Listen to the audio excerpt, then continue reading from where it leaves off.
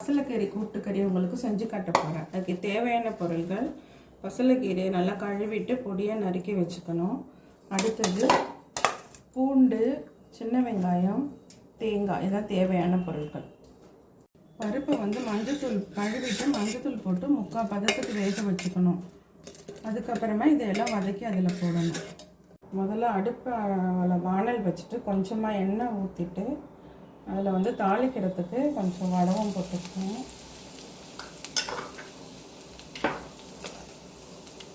இந்த வடகம் வெடித்ததும் பூண்டு,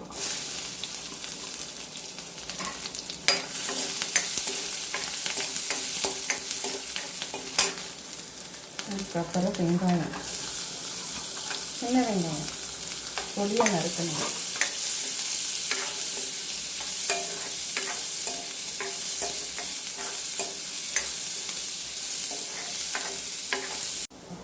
நல்லா வெங்காயம் வதங்கிடுச்சு.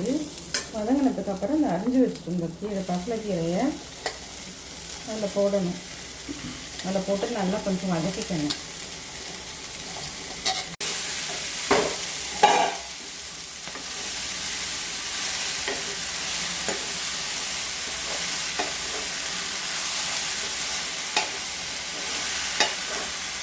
இப்போ வதங்கின அந்த பாலாக்கு அந்த வதங்கின கீரையை அந்த பருப்பு 3/4 வெந்ததுலேயே போட்டுக்கணும்.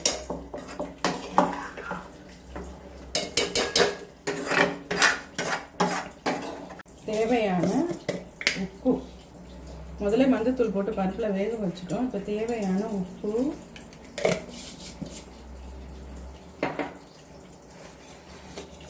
மிளகாய்த்தூள் 1 டீஸ்பூன், 1/2 டீஸ்பூன் மிளகாய்த்தூள்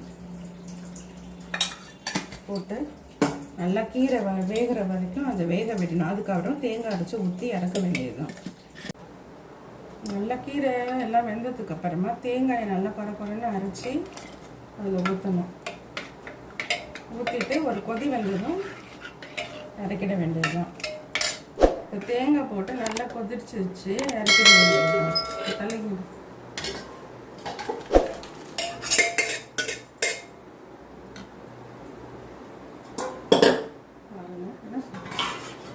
இது எங்கள் வீட்டிலையே வளர்ந்த செடியில் பறித்த கீரை, பசலைக்கீரை. பெரியவங்களுக்கு, குழந்தைங்களுக்கு ரொம்ப நல்லது. நெய் போட்டு சாப்பிட்டோம்னா ரொம்ப நல்லா இருக்கும்.